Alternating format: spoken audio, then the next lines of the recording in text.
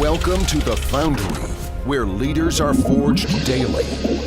Each week we investigate themes of leadership, entrepreneurship, and mindset with some of the greatest minds in real estate. And now, the data scientist of real estate, George Roberts.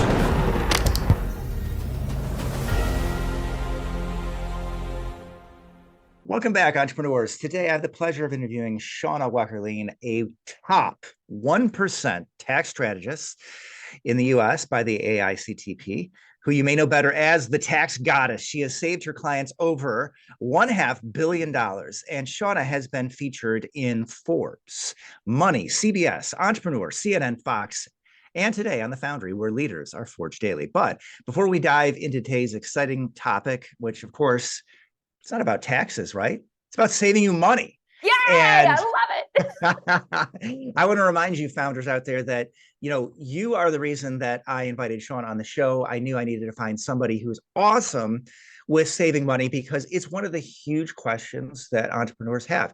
You get into real estate and you know that it's good for the tax bill, but you've still got to know what you're doing, right? And it's hard, right, to have your finger in both pots. So we're going to have one of the very best, absolute best tax strategists in the country come and tell us. And yes, this was the #1 request.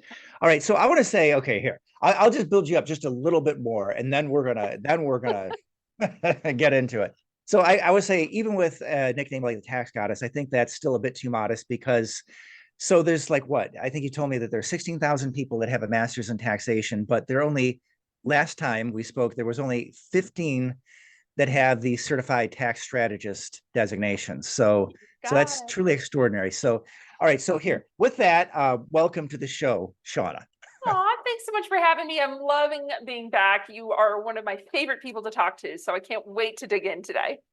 Okay, well, likewise, because I just love your passion and zest for life. And those who've been following me, you know that passion is going to be in the title of my upcoming book. And we're going to talk about your two books. And in a sense, they're kind of both upcoming because even though one you've had, it's been out for a few years, you're going to reintroduce, you're going to have not every book makes it to the second edition. So that's pretty cool.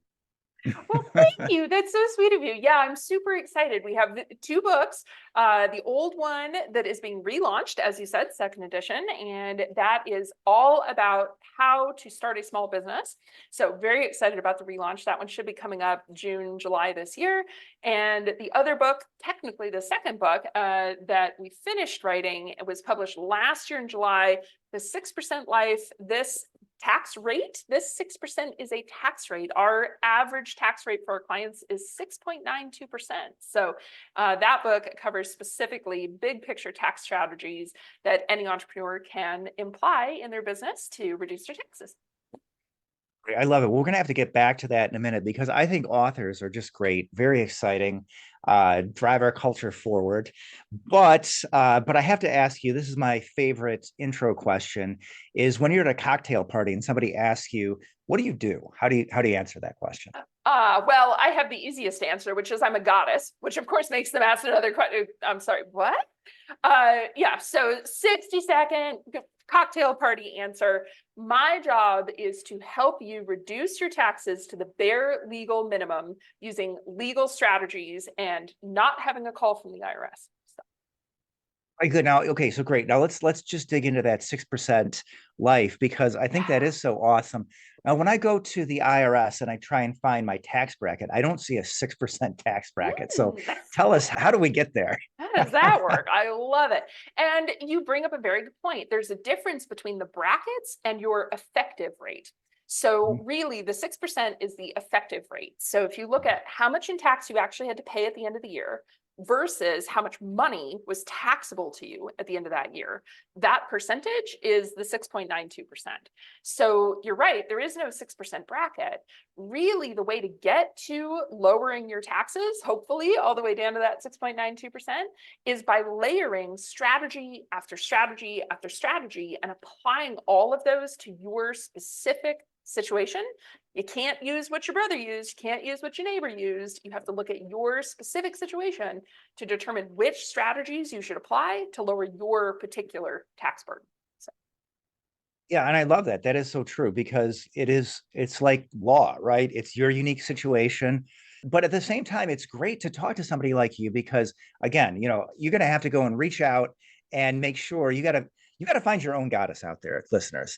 And and again, but you need to know what questions to ask. And I think that's really what today is all about. So figuring out, and again, most of our listeners are going to be in real estate in one way or another. They might be in syndication. That's a big thing we do. They might be active, they might be passive. I would suggest being both. I think they're both very good. But what are some of the big things that in real estate you can do to reduce the tax bill? Absolutely. Well, and I love the way that you started this saying there are a million and one ways to be in real estate. Okay. Because, for example, you could be the passive investor. You have a full-time job. You're just investing in something on the side. You're not looking at it. You're not managing it. You're not doing anything, but you can still get tax benefits, right? If the partnership that you're investing in has depreciation or cost segregation or solar panels on the roof of the building, or maybe that building, that syndication is a part of a historic preservation easement, right? So you could become a part of a partnership that will pass through tax benefits to you. So that's certainly one option. Now, all of those tax benefits, everything I just listed off, is a specific strategy that if you own your own property, you could also look at on your own property, right? So if you buy a short-term rental, like an Airbnb or a VRBO, if you buy a long-term rental, right? So you have a family that lives there every single year, they're renewing the rent rolls. If you were doing commercial properties, you could have cost segregation on some of these $1 million, $5 million, $10 million apartment complexes. If I had a bell on my desk, I would ring it right now. I love cost seg. Ding, ding, ding, ding, ding. It's amazing. Well, and just, the 30-second overview of cost segregation, right? Now, cost seg is great, don't get me wrong, but you have to have the right chess pieces on your board. So again, coming back to your specific situation, right?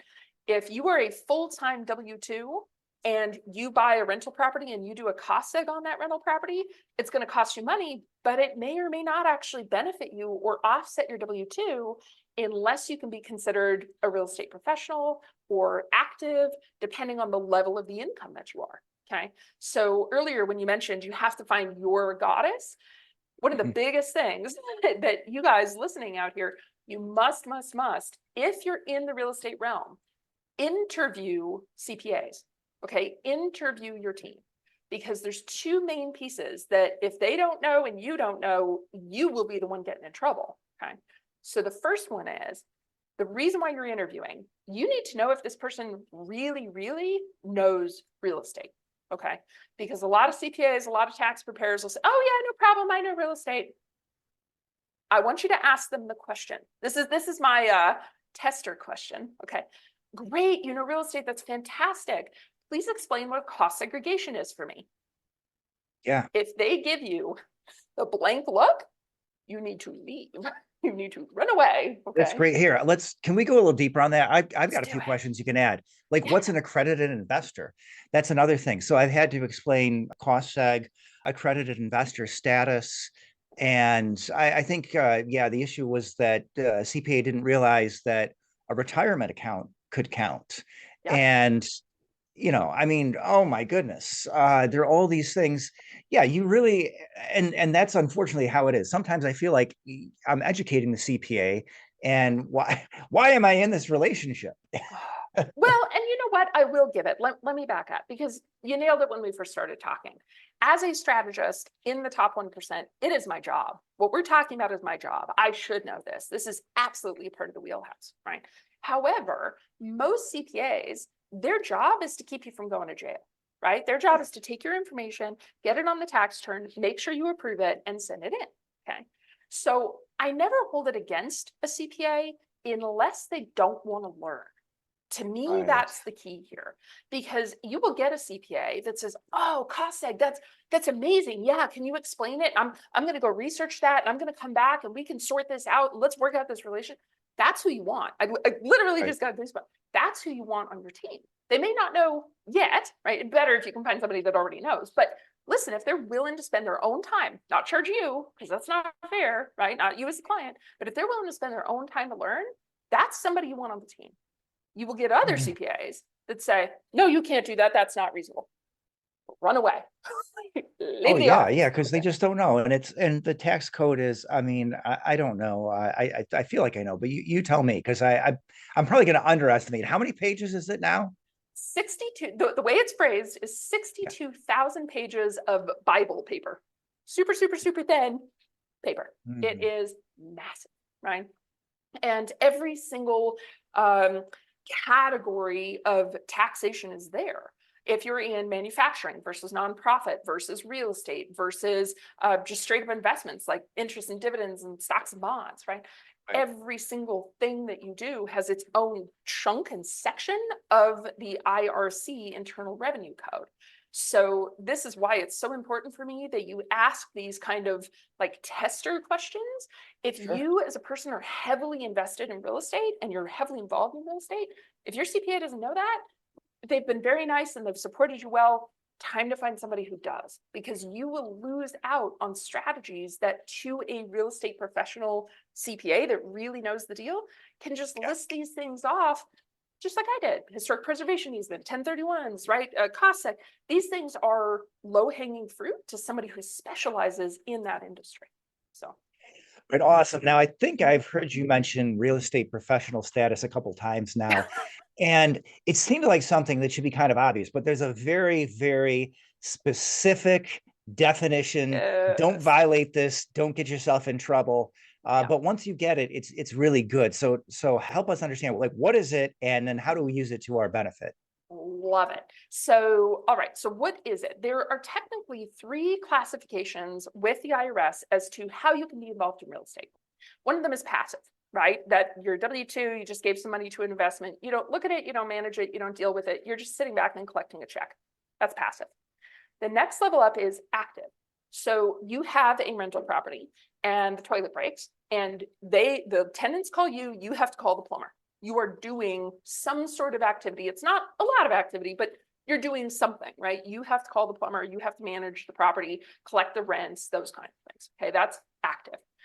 Real estate professional is the biggest category out of it's the highest level of restriction, as you said, and it's the one that the IRS is going after really, really closely. They literally eagle eyes, they are hunting people right now that say that they're real estate professional, because if you don't meet the qualifications, there's 2 of them. If you don't meet the qualifications, real estate professional allows you to deduct all of your losses. All of your losses. Now, wait, losses, that sounds like a bad thing. I was just about to say, you read my mind, George. Read my mind, okay? Losses. I don't want losses, Shauna. I'm getting into real estate to make some money. I got in real estate to make money. Exactly. I am not here for losses. Cost seg, we're going to jump back there. Cost seg allows you to pull future depreciation into the current year to create losses. Realize these are tax losses, not cash losses, 2 very different things. It allows you to bring that depreciation forward to the current year. You can take those losses, if you're a real estate professional, you can take those losses against any other income, W-2, interest, dividends, stock sales, business sales, doesn't matter what it is, if you're a real estate professional. So, of course, everybody who owns 1 rental property wants to be a real estate professional. IRS kind of said, yeah, we like collecting tax money. So no, right? We're putting in some qualifications here. 2 main qualifications. You have to spend at least 750 hours a year on all of your real estate. So if you have 1 property, that's really hard. That's like 15 hours a week on 1 property. But if you have a portfolio, if you have 20 properties, that's a lot easier. Okay, so that's the first requirement. Second requirement, and this is where stay-at-home spouses are amazing for the tax code. So anybody that's got to stay at home, be listening close, okay? The second category is that you have to spend more time on real estate than you do on anything else, okay? So if you've got, picture the example, you've got a wife making $350,000 a year on W-2. Husband, stay-at-home dad, right? Or awesome stay-at-home dads, okay? But he doesn't have any other job, J-O-B, that he's being paid for. If the family owns real estate and dad is the one managing that real estate, all of those tax losses that we create via cost seg or any of the other credits will flow through, offset the wife's W-2, and in many cases, get your family tax rate down to 6% or less. Pretty cool. Absolutely, yes. Filing jointly can be a very cool thing. Very, very. Yeah. Now, can I jump in? Because there's actually an alternate Please. case to this. We have had some cases where actually not getting married, and ladies, gentlemen, nobody scream at me. I'm just the messenger, okay? We have had cases where actually not getting married, but being together, right, allow you to play tax games between the two tax rates. So if you've got man and woman, right, one of them has income, they could pay a management fee to the other person, lower their income that way. There's a bunch of different ways that we can play this game, whether you're married or single and want to work together. So. Yeah, love it. And so then, yeah, you have to spend at least 750 hours on real estate. You have to spend the majority of your time. So then where does the IRS start checking in? It's like if you've got 700 hours of there's probably not a line you can draw, but I mean, certainly you can't have 2,000 hours of W-2 time racked up in a year. Listen, this, I love your question, because in my mind, it's coming through, how does the IRS audit this? Yes. Really, how do they audit it? Okay, so let's talk about, you have a full-time W-2, you're working according to your employer, air quotes, you're working full-time, 40 hours a week, okay?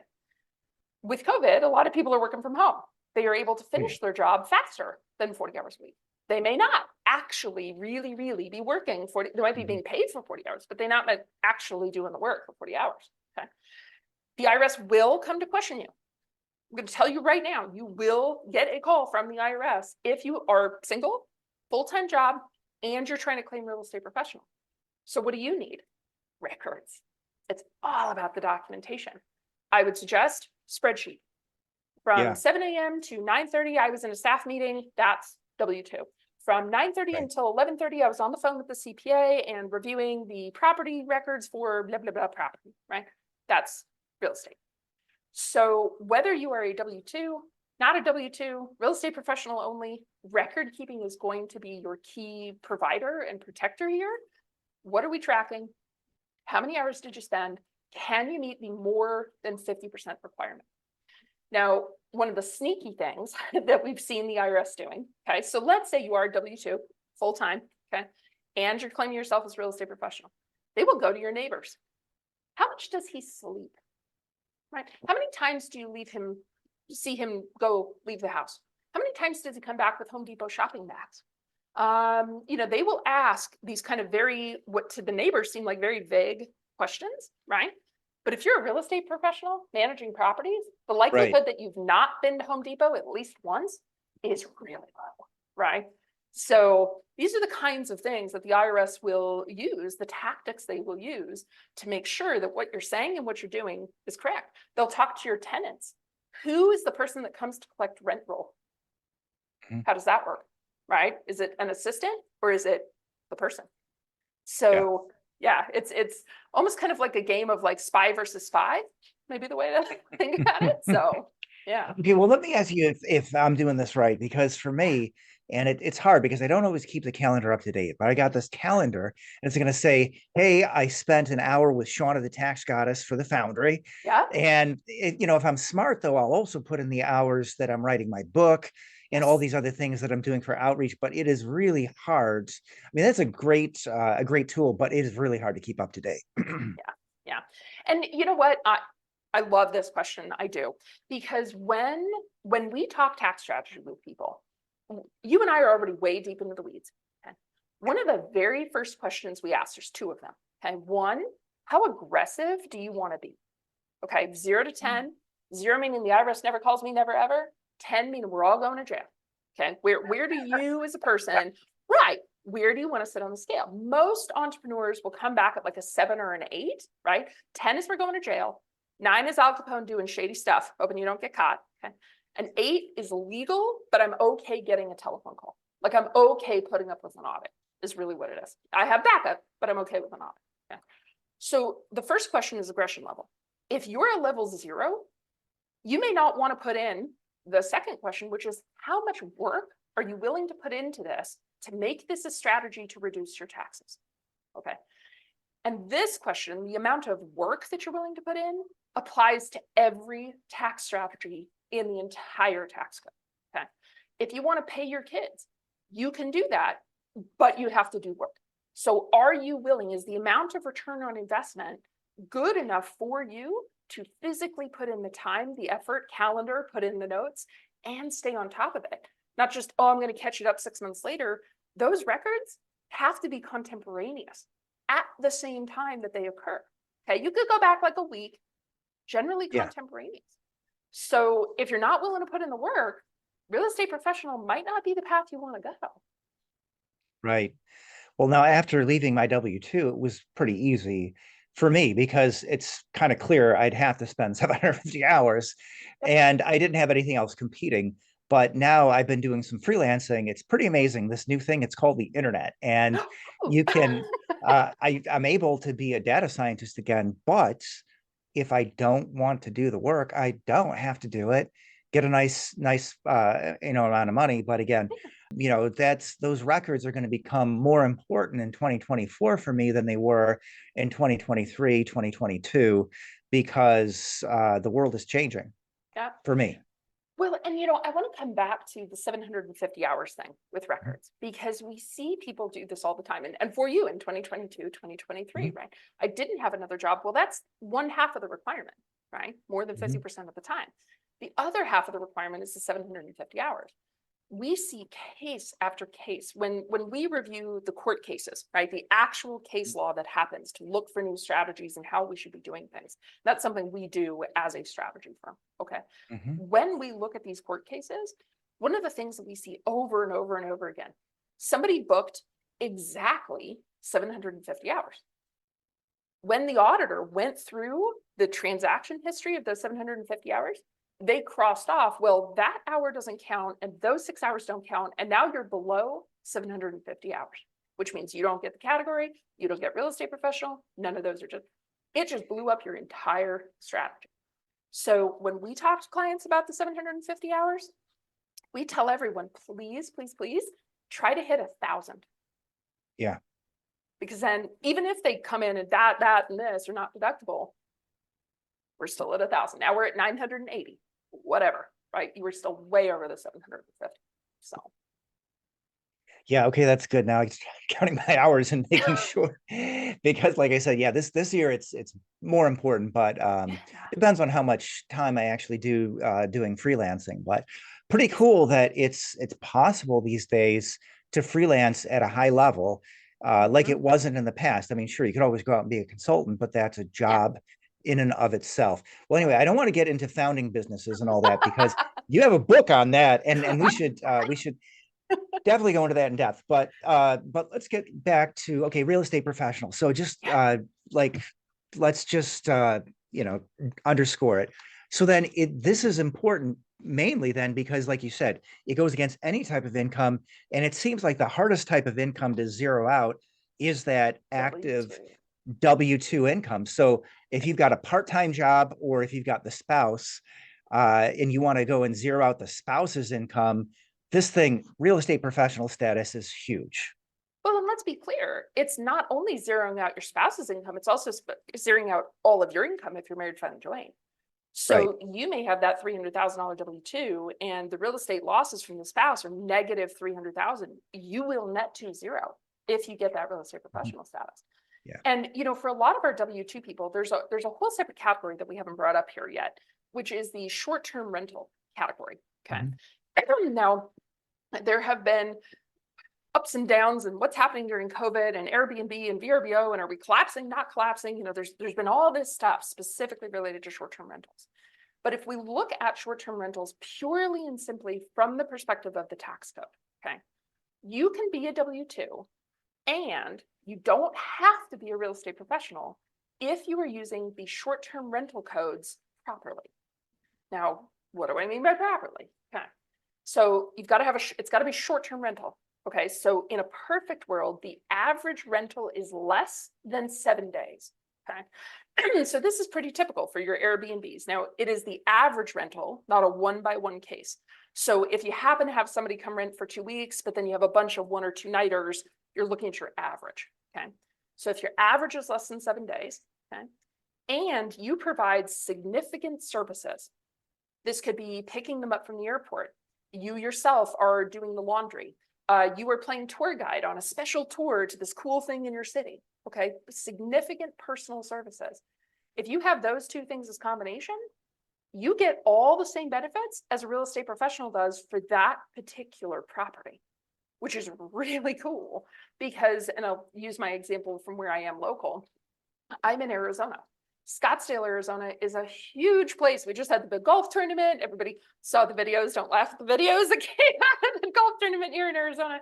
But so many people rented out their homes specifically for the tournament because they could make $5,000 a night for renting out their homes for people to come in. Really, really big in Georgia. Yeah, that one too. The Augusta tournament, which is a whole nother issue. But so, you know, a lot of these people were providing significant services, right? So I'm going to do the Airbnb thing. I'm going to pick you up at the airport, drop you off at the airport. I've got water bottles and snacks. I'm coming in once or twice during that week to check on you, see if you need anything, like more like an like a bed and breakfast type feel, right? Like more services. Okay. Those people were allowed to cost segregate their property, okay, and get all the benefits of that cost segregation to offset against your regular income, W-2.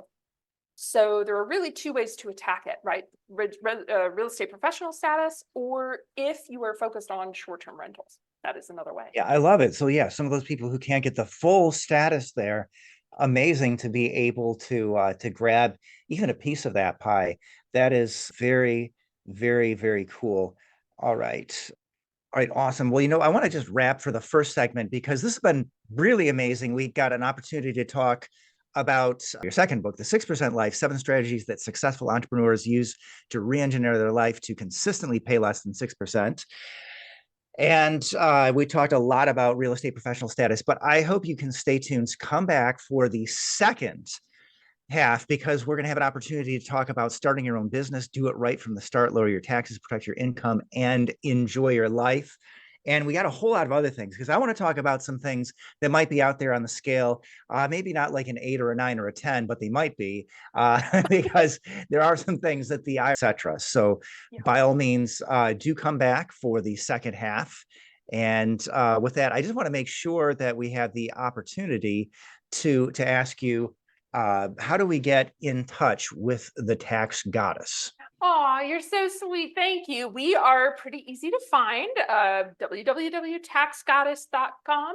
Well, we do have a team. So I've got about 93 people on staff at this point. So you won't be talking to me right off the bat, but you'll be talking to my team and we can work through, see if we are the right team to help you, or if you have questions, and if it's not us, who do we get you to make sure you're covered with CPAs that actually know real estate stuff, because that is key for what you guys are doing. So.